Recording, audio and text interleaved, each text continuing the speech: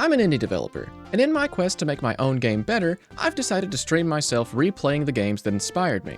The first game on that list being none other than Paper Mario for the Nintendo 64, the first entry into a new type of Mario RPG, with the only prior one being Super Mario RPG for the SNES. One thing they don't tell you when you're getting into game development is it will absolutely make you a critic. However, it will also give you a newfound appreciation for the different aspects of video game design. Paper Mario is an artistic, charming, and overall cozy experience. But that doesn't mean it isn't without its flaws. So in this video, I'm going to be going through Paper Mario, picking apart some things that maybe the developers should have taken a page from, and some that should have never made the cut. Also, only a small percentage of you are actually subscribed. Apparently mentioning it helps remind people, and you can always change your mind later. Now, let's get into it. The game begins at the Mario Bros. Residence. We get a letter from none other than Princess Peach inviting the Bros to a party at her castle. As the Bros make it in, we discover that Bowser, with the newfound power of the Star Rod, has lifted Peach's castle into the sky. Using this power, he whoops up Mario and sends him flying out of the castle to who knows where. Actually, we do know where. It's Goomba Forest. Mario hears pleas from the Star Spirits, the keepers of the Star Rod, before he is rescued by a family of Goombas. As we go to leave the village, we get blocked in by Gamecube, and this forces us to go find Goompah, the Goomba grandpa, and get a hammer from him. Unfortunately, Goompah has fallen a couple stories in a collapsed veranda, and we're gonna unknowingly join him too. So far, this is all stage setting for the story and tutorial for the game. Despite the short overview, the pacing here is actually not that bad. The game doesn't linger on any given scene for too long, and pretty clearly conveys the situation the Mushroom Kingdom is in. However, this is where the prologue starts to take a bit of a quality drop. Now, this could totally be an issue that exists in my mind solely because of the later Paper Mario titles, but you do not start off with action commands. Action commands being, oh, press A to guard an attack, or press A when landing on the enemy to deal more damage. This absolutely feels like something that should have been in the game from the get-go, but it doesn't get introduced until the end of the prologue. When I was streaming this, it took me until about 1 hour and 30 minutes of gameplay to get to something that should have been introduced at the very beginning. This small design choice to lock action commands behind a totally arbitrary item that is quite literally only filler makes the prologue going from being a brisk 30 to 40 minute endeavor to an hour and a half trek through the mud. No action commands make these battles feel so unbelievably slow. Your only options are to jump, hammer, or power jump after you get the badge from Goompah. There's so little engagement in the battles through the prologue that if the game was released in present day, present time, I think a major talking point would be how players need to push through the prologue to really see what the game is like. The only battle in the prologue that almost makes up for the lack of action commands is the Goomboss fight, solely because of the ability to end the fight faster by knocking a nut off the tree. In my experience as a developer, I feel it's important to get the player introduced to the core mechanics of the game sooner rather than later. This doesn't mean to overload the player with, oh, here are special attacks, here's crazy items, here's this, that, and the other. But holding out these simple inputs feels like they didn't have confidence in the player to understand it through the prologue and tutorial battles. With as long as the prologue is, you could have just as easy taught the player action commands from the start and let them get a feel for how they work all the way to the first chapter. Instead, now we're arriving in the first chapter, and the player needs to almost relearn how the combat works in the game. Now, we aren't out of the Goomba woods just yet for the prologue. Another thing that kind of irks me is Merlin. This is just kind of a me thing, but I don't really like the concept of a character who exists almost entirely to tell you exactly what to do Prima Game God style. Plus, when you're first really introduced to Merlin, your first instinct is probably going to be to talk to him at the table, not behind the table, which is what the game actually wants you to do. So chances are you're going to get scammed out of 5 coins at the beginning of the game for him to tell you something you just heard. Now, to be fair, there is at least some reason to have Merlin here. If you had stepped away from the game for a while, there's the possibility you forgot where you are in the story. Sure, that's fine, no big deal. But why charge the player for it then? What if before you stepped away, you used all of your coins in the item shop or the badge shop? One way this is handled better, I feel, is in the Mario and Luigi RPGs, where your save file has a short overview of where you are in the story. I do this in Angels and Demons as well, just through the pause menu too. With either method, you can get briefed on where you last left off either right before you start the game, or basically at any point during gameplay. In my opinion, you really shouldn't add unnecessary friction to the player progressing throughout the game. Everyone has different lives, so for one person, they may be able to sink 4 hours of gameplay into one play session. Some may be able to commit an entire 16 hours, like I did the day Donkey Kong Bonanza released, but some people may only be able to play for an hour a day, or even only an hour or 2 a week. So the prologue is a little bumpy, but now we can get into chapter 1. We'll visit Koopa Village, get our second party member, Cooper, and then we'll head to the Koopa Bros Fortress.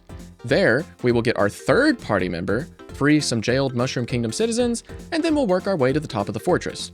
Once we're there, we'll face off and defeat the Koopa Bros and get our first Star Spirit, Eldstar. So, I'll start off with some positives. I do really like the pacing of Chapter 1. It felt like the perfect length to me. But this does lead me into one of the overarching problems that Paper Mario has with its partners. The only reason we need to visit Koopa Village and get Cooper is to hit this switch to lower the bridge to Koopa Fortress. And you might be thinking, oh, well, it's to make use of the new party member. That's exactly the issue here.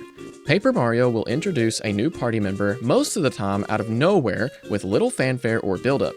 Then, we'll use this partner's overworld ability for a couple of specific, hey, we just got this partner type of puzzles, and then we rarely use them again. They barely get new dialogue once they join your party, with the only real exceptions being Goombario and Parakarry. Goombario's overworld ability lets him talk about the current room you're in, and Parakarry has this side quest where you deliver letters found across the game to different NPCs. After all, a postman's job is never done. Unless you're Parakarry in my party, in which case your job is only to occasionally carry me across a gap. Seriously, I don't think I attacked with Parakarry one single time in my entire playthrough. I never upgraded his stats, and the only time he was ever used was to cross these gaps. Of course, you may occasionally swap a party member into battle for some specific use cases. Like in the early game, big groups of enemies can be swept in a few short turns by using Cooper and Power Shell. But what if you had a different party member out before you entered the battle? Well, sucks to be you, because now you either have to burn a turn of Mario's or your partner's turn. This can only be mitigated by obtaining and equipping the Quick Change badge, which is hidden inside Merlin's house. You only get the hint that this badge exists by following an optional side quest where you, 1, right before you begin Chapter 4, speak to Merlin outside his house. He gives you a cryptic message about going around and around the red palm tree in Chapter 2's Dry Outpost. Heading to Dry Outpost and spinning around the tree will result in one of the Nomad Toads mentioning a house with a whirling roof, and that if you spin jump, an ability we unlock in Chapter 3, something good will happen to you. Now we go back to Toad Town, back to Merlin's house, and spin jump inside. Lo and behold, the Quick Change badge, which takes 4 badge points to equip, falls from his ceiling. If partners actually had HP, I could see this being warranted, but partners in this game don't actually have their own hit points. If a partner gets attacked, they just get injured for a few turns and are unable to attack. This makes sense in the game's sequel, where party members do have HP. This can let you save a partner from potential death on their next turn while also getting to attack. This isn't the case in this Paper Mario game, though. Honestly, it's just a little annoying how poorly the partner system seems to be handled in this game, and this is coming from the guy who's making a game where you get 5 party members in battle at once. But enough complaining, what would I actually do differently here? I would just simply make Quick Change enabled by default. You can't swap partners while one is injured anyways, so this wouldn't affect game balance either. Plus, with the amount of enemies that require either a specific party member or badge to be equipped in order to damage them, I think it would have improvements for many more places in the game. Not too long after we get into the Koopa Bros Fortress, we get our third party member, Bombette. You can kind of see why I went on the Quick Change rant so early now, yeah?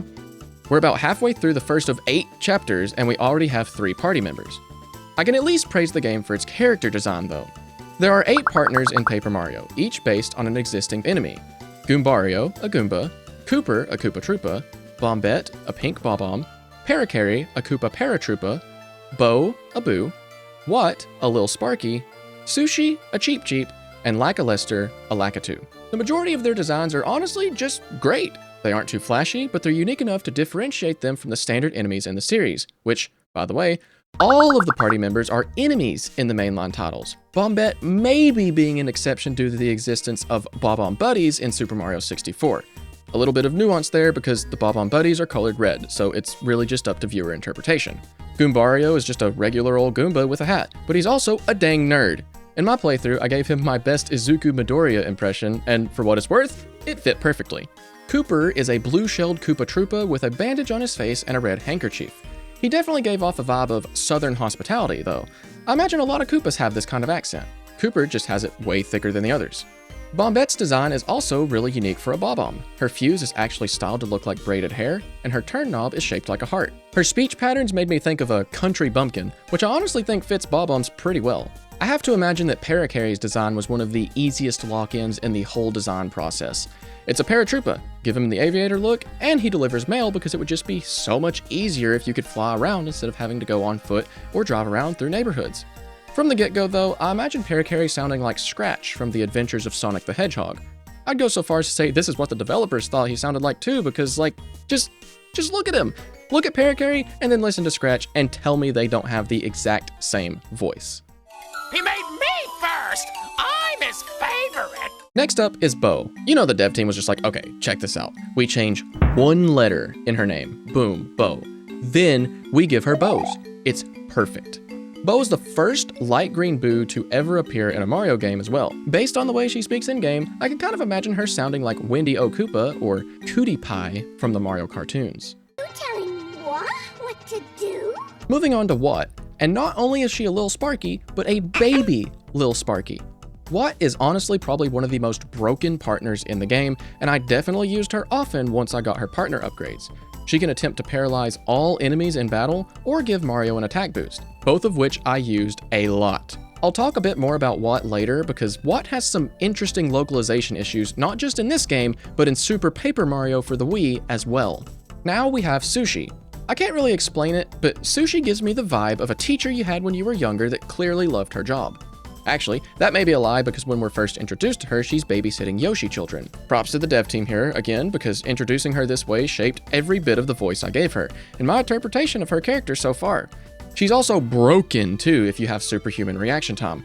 Her unlockable tidal wave attack can actually crash the game if you land more than 13 inputs on it, with even fewer being required in certain circumstances.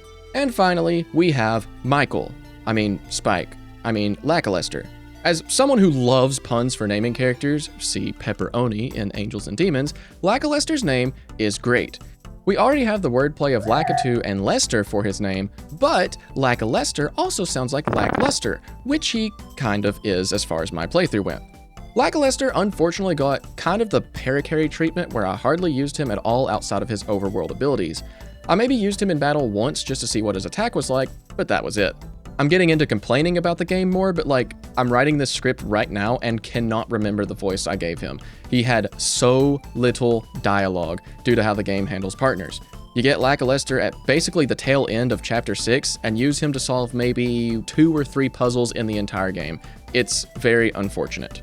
Anyways, the dev team managed to take characters that, up to this point, have been primarily antagonists to Mario and give them a fresh look and friendly personalities. And it makes sense too in context of the game as well, because not every enemy is allied to Bowser. Some Goombas and Koopas, Bowser's primary infantry, talk trash about him and his regime. From the very beginning of the game, this is established by Goomba Village, and how the Goombas there treat Mario as a hero.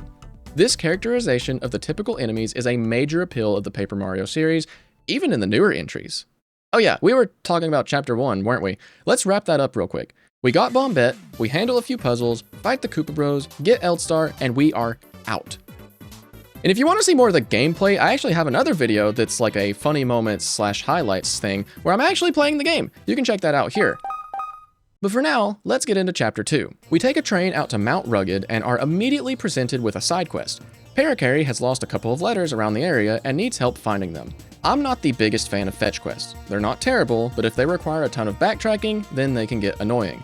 This one feels kind of backtrack heavy because we need to find 3 letters. This isn't explained to us at first because Parakarry says he lost a letter. So we go find the first one, backtrack to Parakarry, and he hits us with, actually, I'm looking for 2 more letters. Tell me that from the beginning. This fetch quest took about 20 minutes or so, which doesn't really sound bad, except that more than half of it was backtracking. Once we find the letters, Parakarry joins our party and grants us the ability to fly across gaps that are just barely too wide for Mario to cross.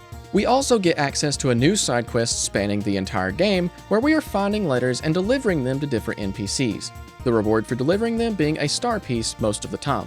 One set of letters results in another mail delivery quest that can only be completed once you have access to Starborn Valley in Chapter 7. You deliver a chain of letters from Goompapa in Goomba Village through 14 different recipients, ending again at Goompapa. Granted, the reward is pretty good. It's a Lucky Day badge, which, when equipped, gives every enemy in the game a 25% chance to miss their attacks. This is the only Lucky Day badge in the entire game. Maybe it makes the side quest worth it, but with it being so late in the game, it's really only going to get good value if you immediately continue the letter quest upon reaching Starborn Valley, which, for the record, is about halfway through Chapter 7. So from here on out, we can keep an eye out for these extra letters, but it's totally optional.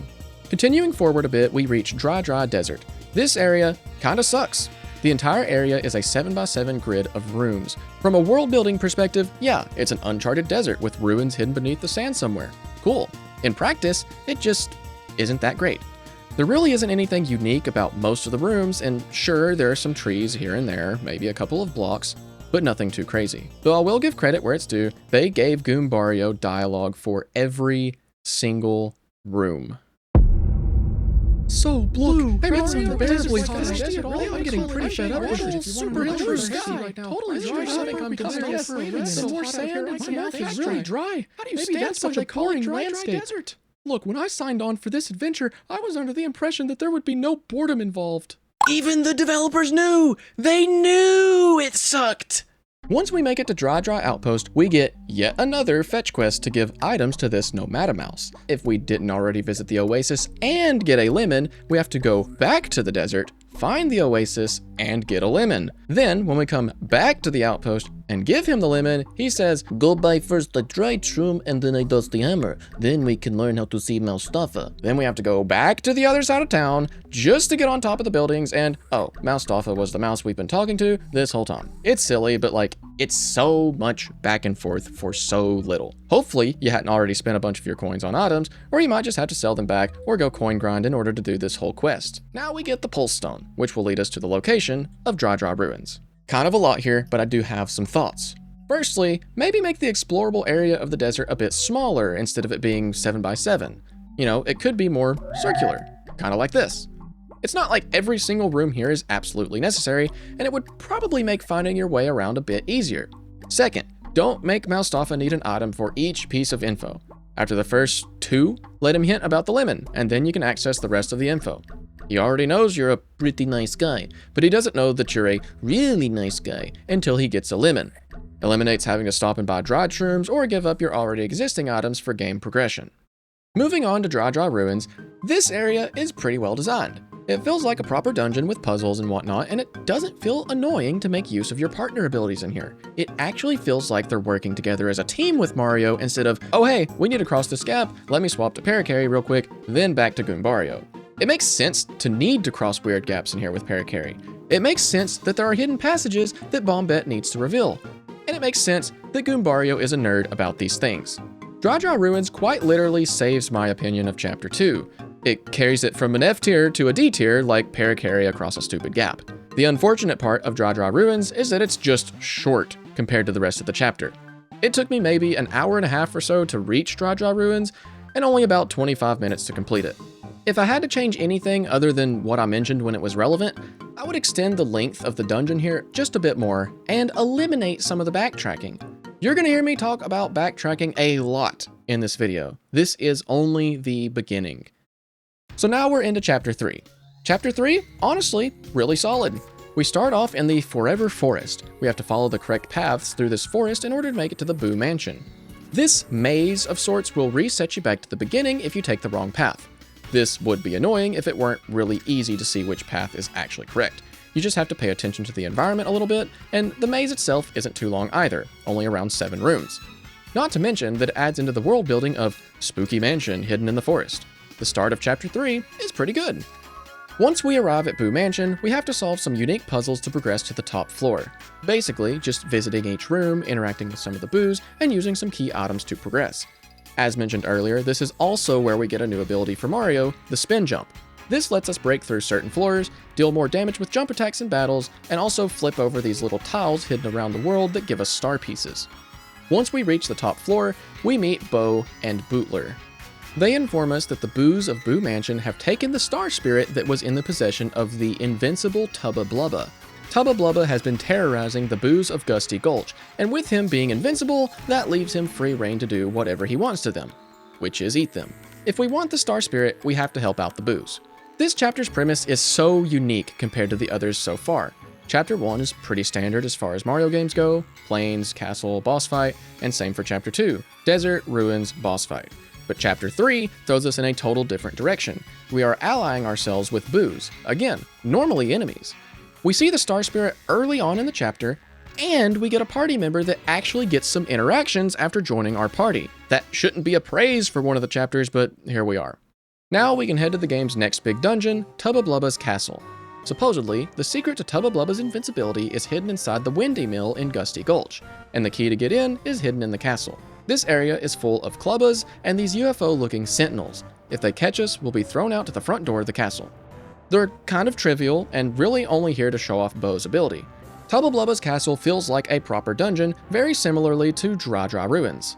The challenge inside feels like we're working together with our partners instead of them just being tools of the trade. The design of the area is really good too. It kind of reminds me of the interior of a medieval home, just with everything scaled up to match the size of Tubba Blubba. It almost feels out of place, but like it fits at the same time. There's a lot of mystery around the whole ordeal, and it all seems to come together pretty nicely. Once we make it to the top floor, we enter Tubba Blubba's bedroom, and we find the key to the Windy Mill stored right behind his bed. This is Yaki, and he starts absolutely screaming when we take him out of the chest, waking Tubba Blubba. Now we begin a chase sequence, with Tubba Blubba going after us as we flee the castle, going so far as to destroy the upper level bridge of the castle in pursuit. As we escape, all the boos of Gusty Gulch come to hold him back for us while we flee to the Windy Mill. And when we make it down into the depths, we find the heart of Tubba Blubba. The Tubba Blubba on the outside is a shell, and this is the real power behind him, controlled remotely from the Windy Mill. We beat him up a bit before he flees to the body of Tubba Blubba, and we go into phase 2 of the fight, Tubba Blubba reunited with his heart. This fight is honestly just dressing for the story, as he only has about 15 HP, and you get the opportunity to heal in between the two fights, which I did not. This whole sequence of events is honestly just really good. It's paced well, it feels rewarding to go through, it ties up nicely in the end with all the boos returning to Gusty Gulch, and it's just, overall, really, really good. I don't have hardly any complaints with Chapter 3, other than, much like Chapter 2, the really good parts went by really quickly. It's one of my favorite chapters so far in the game, and there's very little I would change in it from a game dev perspective. So now we can move on to Chapter 4. This chapter takes place, technically, entirely within Toad Town. When we return from Gusty Gulch, Toad Town is being overrun by Shy Guys. They're stealing things from people, causing trouble, and just making noise, essentially. Using our new ability with Bo, we can find their secret hideout, Shy Guy's Toy Box. This whole chapter honestly feels like a filler episode. It is carried solely by the fact that the interactions and battles are fun.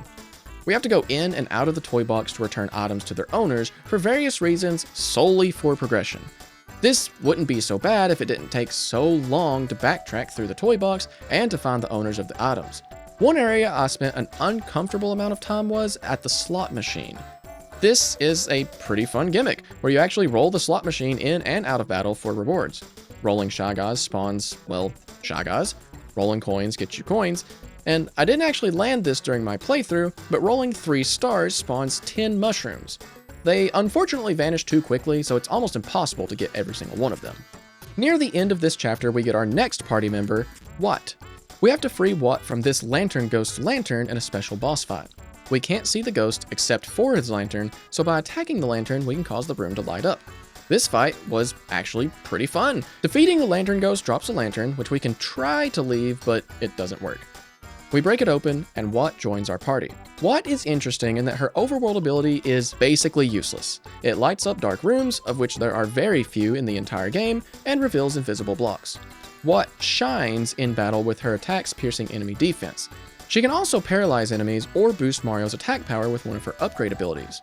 So Watt is really good in battle, but essentially useless in the overworld.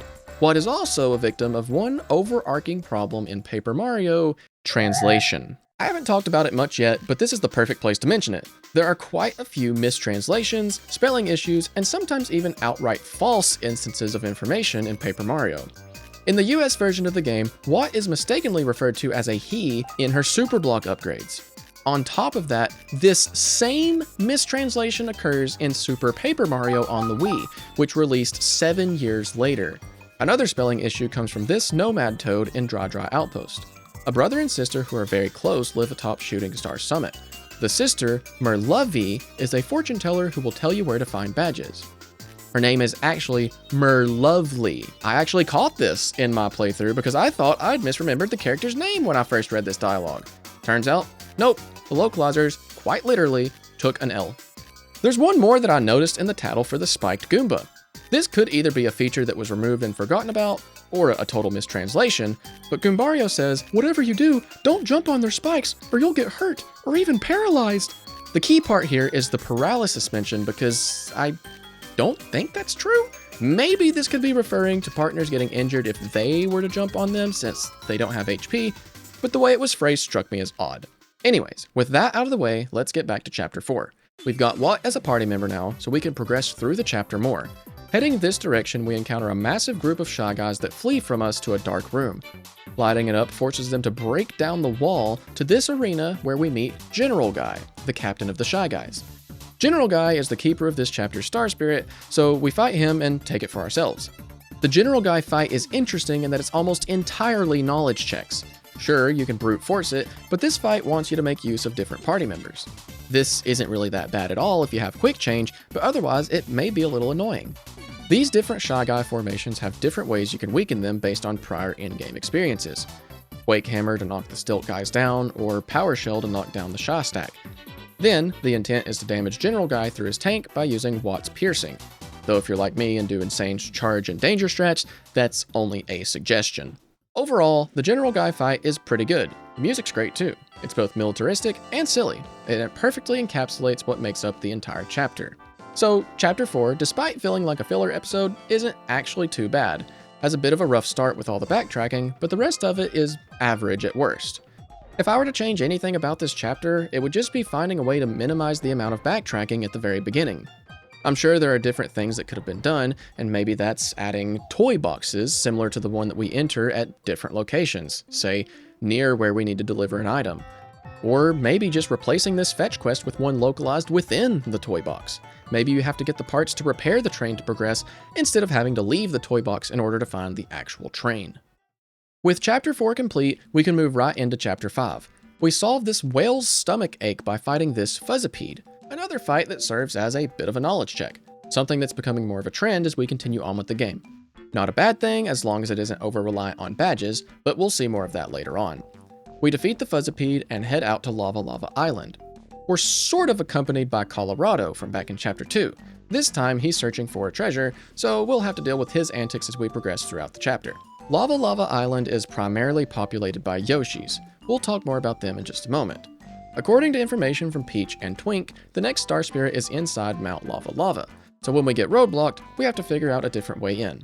Returning to the Yoshi village, we find everyone in panic.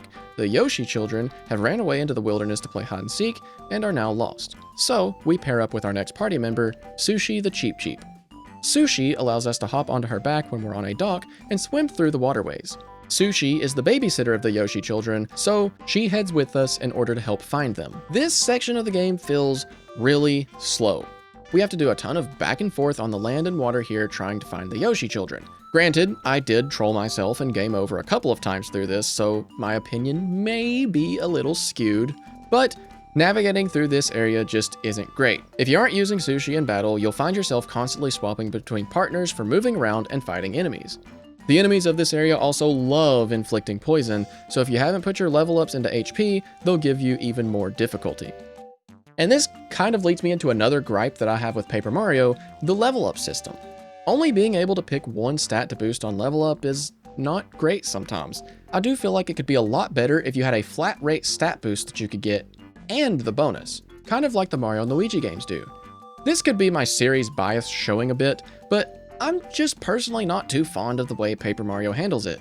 It makes juggling a playstyle less fun because of course I want to use the cool special attacks that I get, but I need to have BP to equip them and FP to use them. If I boost HP, then I'm going to have to spend every other turn healing my FP. If I don't boost BP, then I can't use any of the badges I get. Like, what do I do to keep it fun here? Anyways, once we've traversed every inch of the wilderness here and returned all the Yoshi children, the Yoshi Village Elder gives us the Jade Raven. If we can get the assistance of the Ravens, we can have a pathway made to Mount Lava Lava. Guess where we have to take this though? That's right, all the way to the deepest part of the wilderness.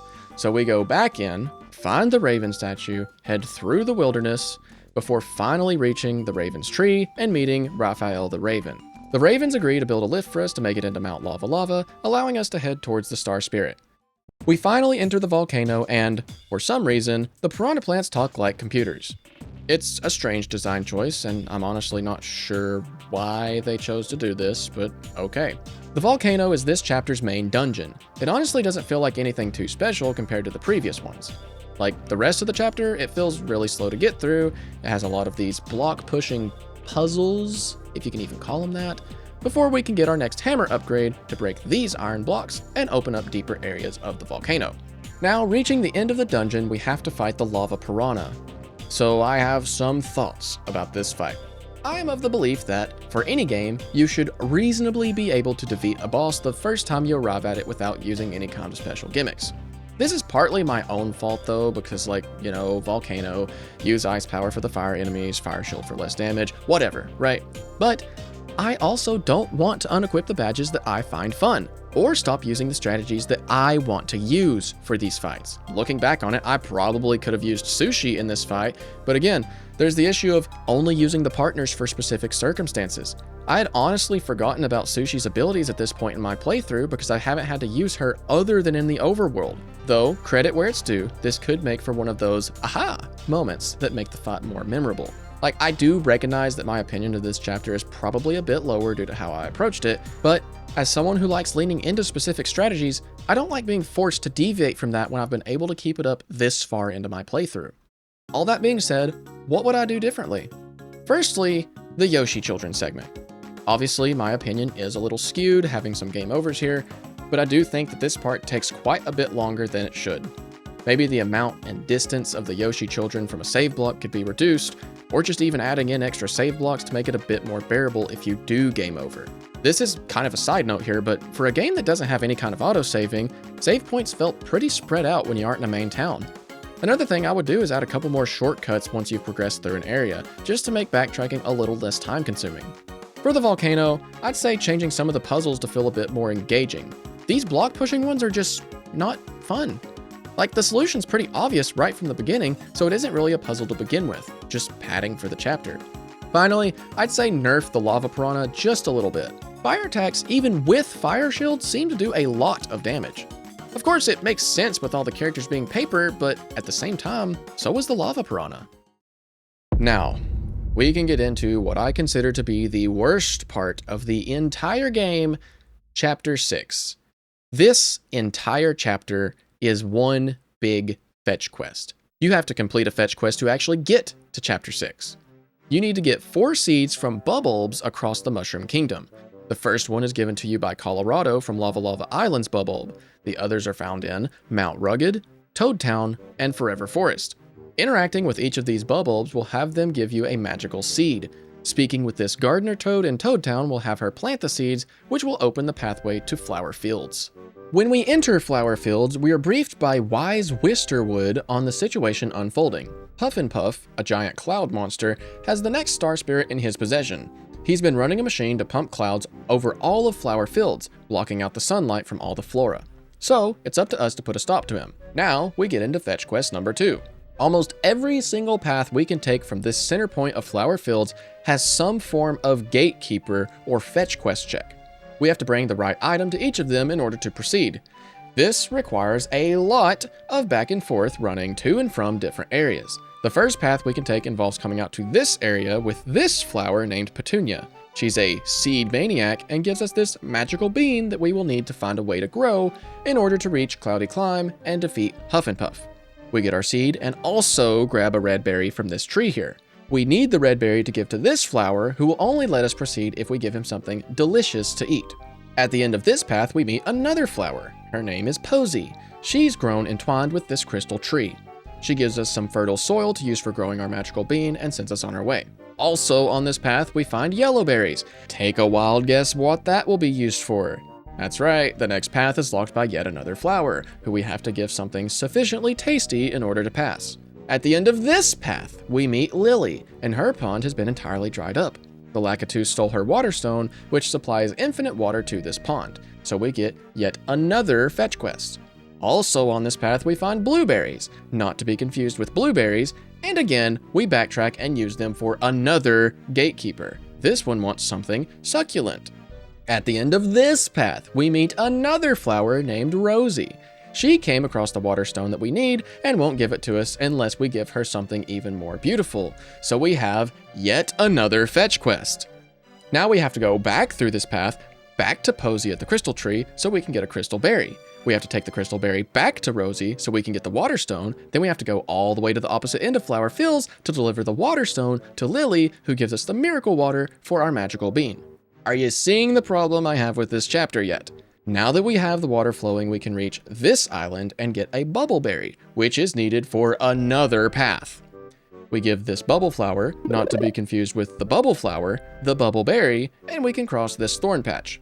We reach this tower at the end of the path and find the sun. Yep, just the sun. He's chilling here. He mentions something called a puff machine, which is pumping clouds into the air. Sunlight is the last thing we need to grow our magical bean back in the center of Flower Fields, so we have to find this machine and stop the clouds so that the sun can shine in the sky once more. So we head back the opposite direction before we encounter this Lakitu. This is Spike, or Michael, or Lackluster, depending on who you ask, but we'll refer to him as Lackluster for the rest of this video. Lackluster is hired to put a stop to us, so we roll him in battle and he opts to join us as our 8th and final party member. Lackluster's ability is that he can carry us around on his cloud across dangerous terrain, like spikes or lava. This, thankfully, trivializes any of the annoying gaps here in Flower Fields, but it does it all too late, because I've already been here running these paths back and forth for at least 2 hours in this playthrough so far. With Lackluster in our party, we can take the final path remaining from Center Flower Fields and reach the Puff machine. We promptly destroy it and restore sunlight to Flower Fields. All that's left is to grow the magical bean and ascend the cloudy climb. Climbing the beanstalk puts us in the dungeon of Chapter 6, after so long. A sea of yellow clouds, a hidden super jump charge badge. This one's looking like it'll be fun. We head forwards in cloudy climb and it's 2 rooms. We go straight into the fight with Huff and Puff. Genuinely, what were they cooking with this entire chapter? The only saving grace this chapter has is the Huff and Puff fight. Cool enemy gimmick, requires some thought to defeat him, but my goodness, how was this entire chapter nothing but fetch quests? I don't even know what I would do to fix this chapter. It is literally all backtracking and fetch quests. I would opt to just do away with this chapter in its entirety, if anything. In my opinion, it is quite literally an overall negative experience for the entire game. I almost stopped streaming midway through this chapter because I was so disengaged with the gameplay. Tier listing your chapters? Chapter 6 gets its own tier at the very bottom. Get me out of this. I'm done with Chapter 6. We're talking about Chapter 7 now. Chapter 7 kicks off with us needing to visit Merle, a wizard in Starborn Valley. We have to search out a pipe hidden under Toad Town that leads us to Shiver City. On our trek, we come across the Ultra Boots, our final jump upgrade that allows us to do the Tornado Jump, to gain a smidge of extra height in air. It also increases our jump attack power as well. We use this new ability to open the path to Shiver City. Before we can head to Starborn Valley, we have to get permission from the mayor of Shiver City for the reason of a stranger appeared, so no one can leave. As we go into the mayor's house, we see that he has seemingly been hit with a prayer for victory as he is freaking dead. His wife, in her infinite wisdom, immediately casts the blame onto Mario and outright lies about everything to this detective penguin, who, according to Goombario, is called the Penguin Patrol. In order to prove our innocence, we have to find the murderer ourselves. In the mayor's cold, dead hands is a note reading, Herringway. In-universe, Herringway is a famous author specializing in murder mystery, so for the mayor to have his name scrawled on a paper feels like something straight out of one of his novels. So, we set out to find him. Herringway is hidden away in a secret, inaccessible top floor of a building that we can only access through the roof. Once we find him, we send him to the mayor's house to speak with the Penguin Patrol. Upon arrival, the mayor simply wakes up. He was never dead in the first place, because of course he wasn't. It's a children's video game. He fell and knocked himself out trying to get down a present he had for Herringway. The name on the piece of paper was to address the present to him. Mario's name gets cleared, and we get permission to leave the city from the mayor. This whole interaction is a pretty good story beat to get into.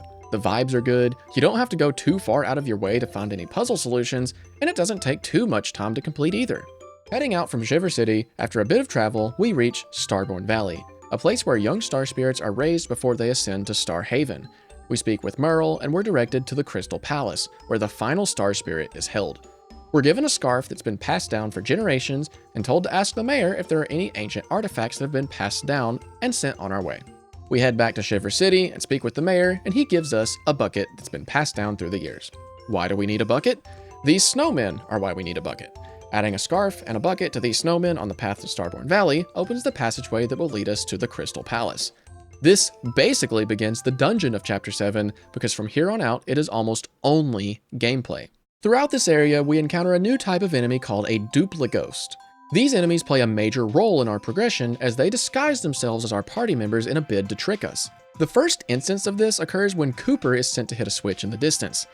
At first, this actually caught me off guard. I thought I'd somehow triggered a glitch until all the question marks started showing up on screen. Whenever this situation occurs, you have to whack the imposter on the head with your hammer. In this case, it's the Cooper on the left-hand side. In battle, the Duplighost will clone whatever party member you have in play at the moment and use their attacks against you. We defeat the Duplighost and then continue to head towards the Crystal Palace. As we progress, we find a spot in a wall we can blow up with Bombette, leading us to this hidden area guarded by Madame Merlar. She gives us a 5-hour-long yap session before giving us a Starstone and sending us on our way. This Starstone is used to reveal a massive staircase into the Crystal Palace. Entering the Crystal Palace, we have hallways with massive mirrors spanning the entire room. The floor is also sort of an elevator, and we need to progress through these 2 locked doors. So, we go on the hunt for keys. As we move forward in the palace, we come across this room with a gap in the mirrors. As it turns out, they aren't mirrors at all, but glass. The whole time we've been moving through here, Duplighosts have been mirroring every single thing that we've done. This honestly freaked me out just a little bit. It felt like a really good reveal, and it didn't really click in my mind as a possibility until after we crossed the glass. We'll continue on this path before suddenly we are met with 5 Bombettes. We have to suss out the fakes and move forwards to get the red key. We'll solve a couple more mirror puzzles before we're met with this scenario about Cooper. Again, we suss out the fakes, and I get a really good opportunity to voice act all these unique characters at once. We'll solve a few more puzzles involving these statues, and then we reach the boss of this chapter, the Crystal King. No fanfare, no build-up, just hype moments and aura. A challenging battle due to his HP and attack power, and the best boss fight theme in the whole game. Seriously, this is a great boss fight. And we have to deal about 20 damage in one turn to take him out, or he'll start to heal. Once we defeat the Crystal King, we get our final Star Spirit, and Chapter 7 comes to a close. Now the big question. What would I do differently? Nothing. I love Chapter 7. I think it does everything the best way that the game can. Snow theme? Awesome. Final boss fight track? The composer cooked. The dungeon length? Very good. It felt rewarding to accomplish the puzzles, and it didn't feel like it went by too quickly. Chapter 7 may just be my favorite chapter in the entire game. I genuinely do not have any complaints. And finally, we get into Chapter 8, the final chapter of the game. With all 7 Star Spirits rescued from the clutches of Bowser's minions, we finally head to Star Haven. Upon reaching Star Haven, we are greeted once again by Eldstar. Eldstar, along with the other Star Spirits, give us one more star power called Starbeam. This attack costs no star power to use and will let us remove the effects of the Star Rod from Bowser. He also prepares for us the legendary Starship of Star Haven, and we use this vessel to fly into the sky and reach the hybrid castle of Bowser and Peach. Upon arrival, we are placed into the longest dungeon in the entire game. Yeah, Chapter 8 is entirely a dungeon. We have some of the toughest battles in the game up to this point: Koopa Trolls, Hammer Bros, Magic Koopas, and Dry Bones. Yeah, we somehow have not seen a single Dry Bones up to this point. It's kind of strange. Most of Bowser's Castle is utilizing our partner's abilities to solve various challenges. A flooded room with Sushi, a dark room with Watt, Parakarry, Lackluster, and Bo for these lava-flooded rooms. The list goes on. Bowser's Castle also has these challenge rooms where a large stone carving of Bowser blocks our progression. I unfortunately jumped the gun a bit here when I was streaming this because I thought this first instance of the room was where, upon failure, you have to fight 3 anti-guys. This doesn't happen until the second room, which was about an hour later into the stream. Oops. But when we did reach that point, we intentionally failed the challenge in order to fight the anti-guy squad, which was a victory on our part. First try, GG easy. Continuing on, we have a couple more puzzles, and then we have a mini-boss fight with Junior Troopa. Oh yeah, Junior Troopa. I have somehow managed to not say a single word about him for this entire video so far. Junior Troopa is this game's comedic relief character. He's appeared in every chapter so far, trying to hinder our progress and serving as a knowledge check for our abilities. As we encounter him more and more, he learns new skills and magic that he can use against us, even to the point of him being both flying and spiked, which requires some specific attacks in order to damage him. Junior Troopa is an interesting character solely due to the fact that he does basically nothing for the entire story and never shows up again. Seriously, he basically just serves as padding for the story. He wants to be this big bad mini-boss, but he has effectively no impact on anything. And you might be thinking, this isn't good, but honestly, I believe he was intentionally designed for this concept. Just a nuisance, like a gnat or a mosquito that won't leave you alone no matter how many times you swat it away. That's essentially Junior Troopa's entire character. As mentioned before, he's appeared in every chapter as a mini-boss, and this is now his last appearance. The Koopa Bros appear once more and prepare to fight Mario and company, but then Junior Troopa appears and defeats them for us, and then he challenges us once more to a fight, which we then win. The Stone Bowser, unsure of how to really judge the fight, lets us proceed. From here, we leave Bowser's castle and reach Peach's castle. This is such an interesting story beat because up to this point, we've had intermission segments where we play as Peach and Twink inside the castle. The layout is exactly the same. No changes at all except for the lack of Koopa Trolls on patrol. We're able to freely explore these areas and get any badges or items that we didn't drop into this Ender chest during our free time as Peach. From here, we head to the hallway where the events of the game from the prologue unfolded, and we encounter Bowser once more. This fight is pretty straightforward. Deal with the massive amounts of damage Bowser can dish out, and anytime he uses the Star Rod to power up, we just hit him with Starbeam. Once we defeat him here, he flees to this specially made arena. This arena spins up and grants Bowser more power, which is just a size increase. Oh yeah, and he's invincible too, and Starbeam no longer works. Once we realize we're essentially guaranteed a defeat, the battle scene fades to Peach and Twink, who must now fight off Kammy Koopa. This unique fight shows Twink gaining power from the wishes of Princess Peach, eventually being able to take down Kammy and assist Mario and co. Now, with the power of the 7 Star Spirits, Twink, and the wishes of Princess Peach, Starbeam is upgraded to Peach Beam. We once again can remove the Star Rod's power from Bowser, making this fight actually winnable. With some well-timed guards and 1 life insurance policy, we're able to take down Bowser and save the Mushroom Kingdom. And that is Chapter 8.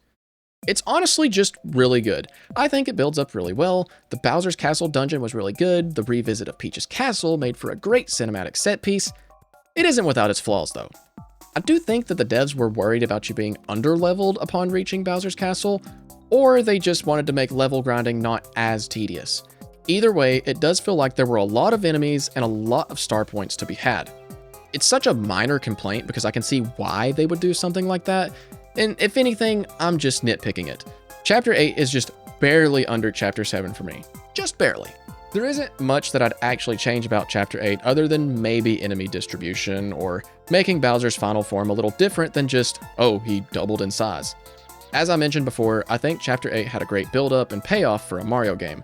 It wasn't anything super crazy, but it was much different at the time this game released. And that is my slightly biased perspective on Paper Mario as a game developer. This is my first time doing a video like this, so I hope you enjoyed, and if you made it this far, I'll assume that you did. And if not, sorry? Definitely leave a comment letting me know what you thought about these opinions and proposed changes. And if you want to check out the game I'm developing, there will be some cards here on the screen, or you can check the links in the description below. Be sure to subscribe to the channel if you enjoyed, and check out some of the other videos I've posted as well. If you liked this, I'm pretty certain you'll like some of the others. So again, thank you very much for watching, I really hope you enjoyed, and I'll see you in the next one.